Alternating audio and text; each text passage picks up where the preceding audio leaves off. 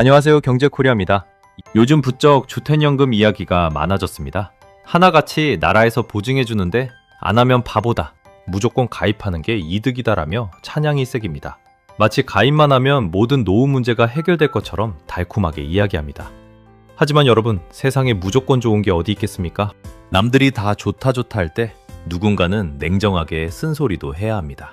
오늘 저는 주택연금을 무작정 권해드리러 나온 게 아닙니다. 오히려 다른 매체에서는 쏙 빼놓고 말 안 하는 조항과 현실적인 제약을 낱낱이 파헤쳐드리려고 합니다. 오늘 영상 주택연금 처음 들어보시는 분들도 계실 테니 가입 조건과 실제 받는 돈부터 확실하게 짚어드리고 그 뒤에 이사갈 때 생기는 문제와 재건축 시 발생할 수 있는 최악의 시나리오까지 싹 다 공개하겠습니다. 우선 우리 부모님 세대의 아주 현실적인 이야기를 해보겠습니다. 평생을 성실하게 일해서 서울 수도권에 번듯한 집 한 채는 마련하셨습니다. 그런데 정작 은퇴하고 나니 어떻습니까? 수중에 쓸 현금이 없습니다. 자식들 결혼시키고 손주들 용돈 챙겨주느라 내 노후 통장은 텅 비었습니다.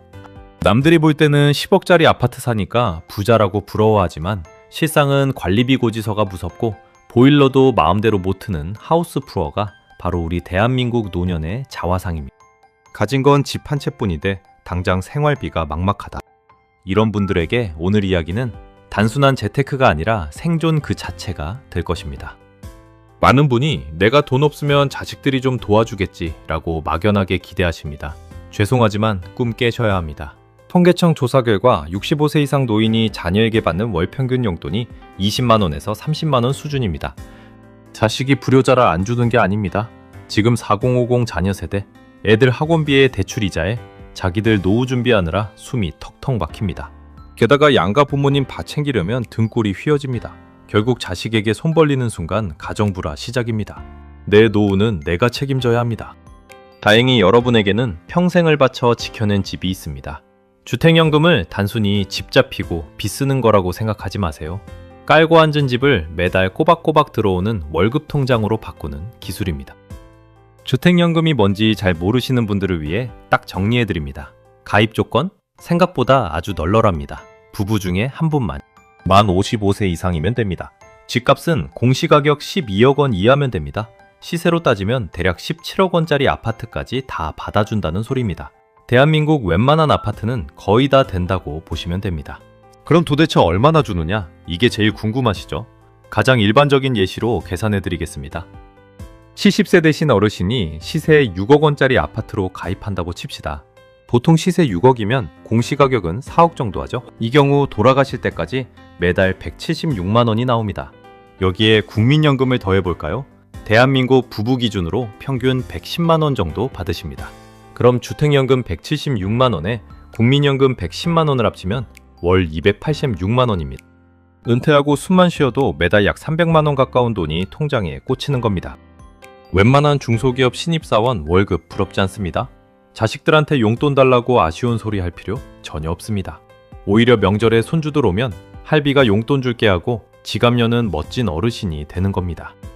물론 지금의 170만 원이 10년, 20년 뒤에도 같은 가치는 아닐 겁니다. 걱정되시는 마음 충분히 이해합니다. 하지만 더 무서운 건 당장 오늘 주머니에 현금 없는 빈곤입니다. 일단 오늘을 당당하게 사셔야 내일도 있는 법입니다. 액수도 액수지만 주택연금의 경우 국민연금이나 일반 사적연금은 흉내도 못 내는 사기급 혜택 3가지가 더 있습니다. 첫째, 남편이 죽어도 아내는 100% 그대로 받습니다. 이게 진짜 큽니다. 국민연금은 남편분이 먼저 돌아가시면 유족연금으로 바뀌면서 금액이 60% 수준으로 확 깎입니다. 생활비가 반토막 나는 거죠. 하지만 주택연금은 남편이 먼저 돌아가셔도 아내분에게 10원 한 장 안 깎고 100% 똑같이 나옵니다. 내가 먼저 가더라도 아내 굶지 않게 하는 최후의 안전장치입니다. 둘째, 몸 아파서 요양원 가셔도 연금은 계속 나옵니다. 나중에 집 비우고 요양병원 가면 끊기는 거 아니냐 걱정하시는데 절대 아닙니다. 실거주 예외 인정 신청만 하시면 병원에 계셔도 연금은 끊기지 않고 꼬박꼬박 나옵니다. 병원비 걱정 덜어주는 효자입니다. 셋째, 이사도 갈 수 있습니다. 살다 보면 집을 옮겨야 할 때가 있죠. 주택연금 가입했다고 평생 그 집에 발목 끼는 거 아닙니다. 담보주택 변경 신청을 하면 새 집으로 연금을 이어갈 수 있습니다. 그런데 여기서 주의할 점이 있습니다. 더 비싼 집으로 이사가면 연금액이 늘어날 수 있습니다. 대신 늘어난 집값만큼 초기 보증료를 추가로 내야 합니다. 반대로 더 싼 집으로 이사가면 어떻게 될까요? 당연히 월 수령액이 깎입니다. 문제는 내가 그동안 비싼 집 기준으로 연금을 많이 받았었다면 싼 집의 한도를 초과한 만큼 목돈을 토해내야 할 수도 있습니다. 그러니 이사 계획이 있다면 미리 공사에 확인해 보셔야 합니다. 여기까지 들으면 주택연금이 단점 없는 상품처럼 보입니다. 이제부터 반드시 아셔야 할 사항을 말씀드리겠습니다. 먼저 재건축이나 재개발 이슈가 있는 주택을 소유하고 계신다면 주택연금 가입 전에 반드시 자금 유동성 문제를 냉정하게 계산해 보셔야 합니다. 단순히 기대감만 가지고 덜컥 가입했다가는 사업 진행 과정에서 발생하는 수억 원의 현금 부담을 감당하지 못해 낭패를 볼 수 있기 때문입니다. 가장 먼저 부딪히는 현실적인 문제는 이주비 대출 불가입니다. 재건축이 본격화되어 집을 비워줘야 할 때 보통은 조합이나 은행에서 이주비 대출을 받아 전세를 구합니다. 하지만 주택연금 가입자는 주택금융공사가 해당 집에 이미 1순위 근저당권을 설정해 놓은 상태라 은행의 추가 대출이 사실상 불가능합니다. 결국 이주할 때 필요한 전월세 보증금을 전액 본인 주머니에서 현금으로 마련해야 한다는 뜻입니다. 다음으로는 분담금 문제입니다. 많은 분이 주택연금의 인출한도를 활용해 분담금을 해결할 수 있을 거라 기대하시지만 실제 계산기를 두드려보면 현실적인 한계가 명확합니다. 가장 먼저 이해해야 할 것은 대출 한도라는 개념입니다. 이는 우리가 흔히 은행에서 빌리는 대출 금액이 아닙니다.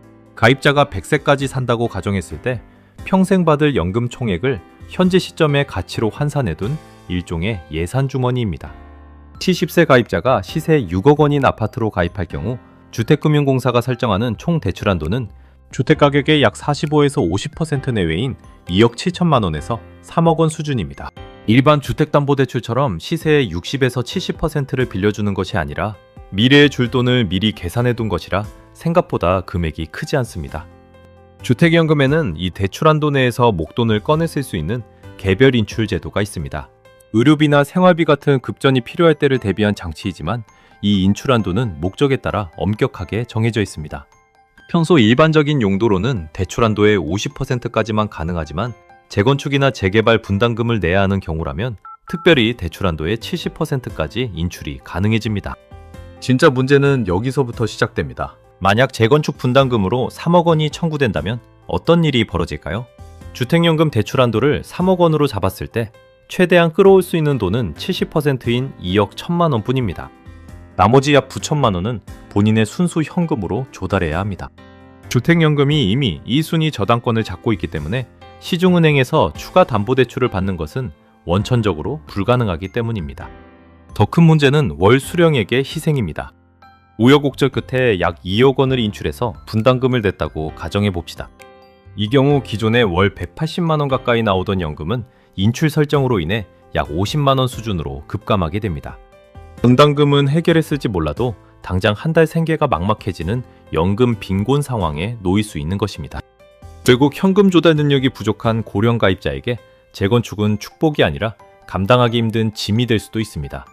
억 단위의 분담금을 주택연금 인출만으로 해결하는 것은 불가능에 가깝고 설령 인출하더라도 노후 생활비의 대부분을 포기해야 합니다.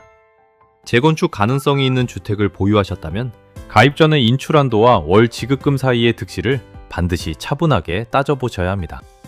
그리고 두 번째 단점, 이게 오늘 영상의 가장 중요한 핵심입니다. 배보다 배꼽이 더 큰 보증료 폭탄과 경매의 함정입니다.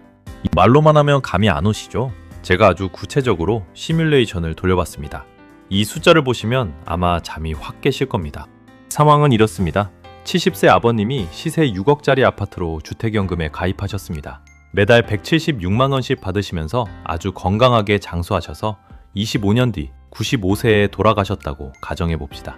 25년이라는 긴 세월 동안 집값은 매년 3%씩 꾸준히 올랐다고 칩시다. 그럼 6억짜리 집은 25년 뒤 무려 12억 5천만 원이 됩니다. 집값이 2배 넘게 뛰었죠. 자, 이제 자녀들이 정산하려고 계산기를 두드려 봅니다. 와, 집값이 12억 5천이 됐네? 아버지가 쓴 돈 갚고 나머지는 우리가 가지면 되겠다 하고 꿈에 부풉니다. 하지만 주택금융공사에서 날아온 청구서를 보면 기절초풍합니다. 아버님이 25년 동안 탔으신 순수연금 원금은 약 5억 3천만 원입니다. 그런데 갚아야 할 총 빚은 무려 10억 원이 찍혀 있습니다. 아니, 내가 쓴 건 5억인데 왜 빚이 10억이냐? 바로 초기 보증료, 영보증료, 그리고 복리이자 때문입니다. 25년 동안 이 비용만 약 4억 7천만 원이 불어난 겁니다. 그래도 자녀들은 생각합니다. 괜찮아, 집값이 12억 5천이잖아. 빚 10억 갚아도 2억 5천이나 남네? 여기서 마지막 함정이 기다리고 있습니다. 자녀들이 현금 10억 원이 있어서 빚을 갚으면 집을 가져올 수 있습니다. 하지만 평범한 직장인 자녀가 현금 10억이 어디 있겠습니까? 결국 못 갚으면 주택금융공사는 이 집을 법원 경매로 넘깁니다. 경매가 제값을 받나요? 아닙니다. 보통 시세의 80%에서 85%에 낙찰됩니다. 12억 5천만 원짜리 집이 경매로 넘어가서 85%에 낙찰된다고 치면 낙찰가는 약 10억 6천만 원입니다. 자, 이제 최종 정산 들어갑니다. 경매 낙찰가 10억 6천만 원에서 갚아야 할 빚 10억 원을 뺍니다. 남은 돈은 6천만 원입니다. 12억 5천만 원짜리 집이었는데 자식 손에 떨어지는 건 6천만 원 뿐입니다. 집값이 올라도 보증료와 이자가 복리로 불어나고 마지막에 경매로 제값 못 받고 처분되면 자식에게 돌아갈 몫은 기대했던 것보다 적다고 생각하셔야 합니다. 여기서 잠깐 가입 전 정말 중요한 선택의 갈림길을 확실히 짚어드리겠습니다. 현재 주택연금 가입자의 90% 이상이 저당권 방식을 선택하고 계십니다. 이유는 딱 하나, 평생 번 내 집인데 등기부등본에 내 이름이 남아야 안심이 된다는 심리 때문입니다. 하지만 냉정하게 계산기를 두드려보면 이건 기분을 위해 돈을 버리는 꼴입니다. 여러분이 선택한 저당권 방식은 훗날 집을 처분할 때 법원 경매로 넘어갑니다. 경매 딱지가 붙으면 제값을 받기 힘들어집니다.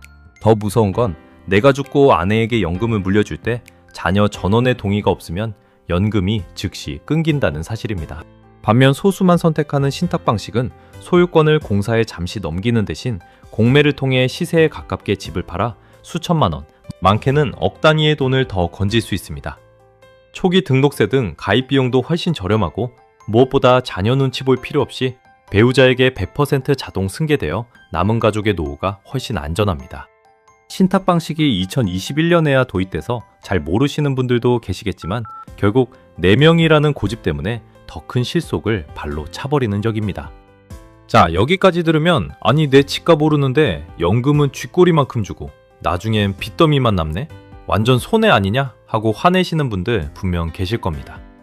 여기서 아주 냉정하게 하나만 여쭤보겠습니다.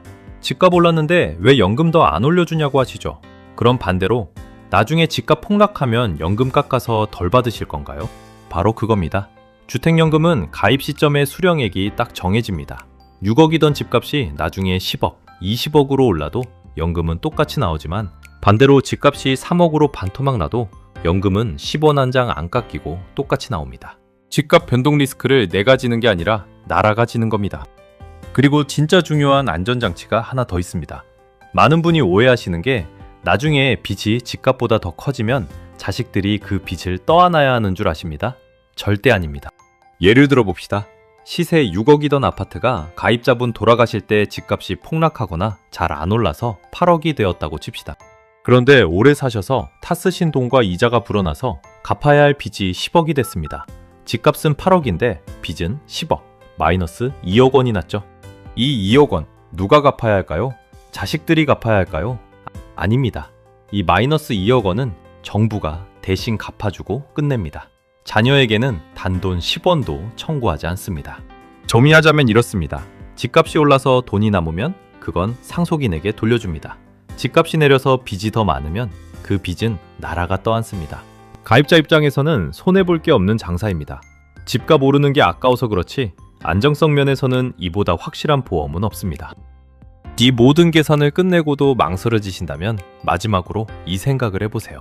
만약 주택연금 안 하고 그냥 버텼다면 자식들은 매달 100만 원씩 생활비 대느라 25년 동안 3억 원을 썼을 거고 부모님은 눈치 보느라 맘 편히 돈 한 번 못 쓰고 25년을 사셨을 겁니다. 그 고통의 시간은 돈으로 환산할 수 없습니다. 비록 나중에 자식에게 큰 목돈은 못 물려주더라도 부모님이 25년 동안 5억 넘는 돈을 당당하게 쓰시며 행복하게 사셨다면 그리고 자식에게 손 한 번 안 벌리셨다면 그게 진짜 남는 장사 아닐까요? 자식에게 집을 물려주는 것보다 짐이 되지 않는 것이 100배 더 큰 유산입니다. 그리고 마지막으로 이 말씀은 제가 피를 토하는 심정으로 드립니다. 제발 노후자금 만든답시고 주식이나 코인 같은 거 쳐다도 보지 마세요. 주변에서 집 팔아 남은 돈으로 투자해봐라. 코인 좋다더라. 유혹해도 절대 흔들리지 마세요. 젊은 사람들은 돈 날려도 다시 벌 시간이 있지만 은퇴하신 시니어분들은 한번 무너지면 복구할 방법이 없습니다. 시니어분들의 최고의 재테크는 자산을 불리는 게 아니라 가진 것을 지키는 것입니다. 주택연금은 최고의 투자 상품은 아니지만 최고의 생존 상품입니다. 지금 당장 한국주택금융공사 홈페이지 가셔서 예상연금 조회 눌러보세요. 1분이면 내 예상 수령액이 나옵니다. 여러분이 평생 고생해서 일군 그 집, 이제는 깔고 앉아만 있지 말고 나를 먹여 살리는 진짜 효자로 만드십시오. 오늘 영상이 도움이 되셨다면 구독과 좋아요 부탁드립니다. 감사합니다.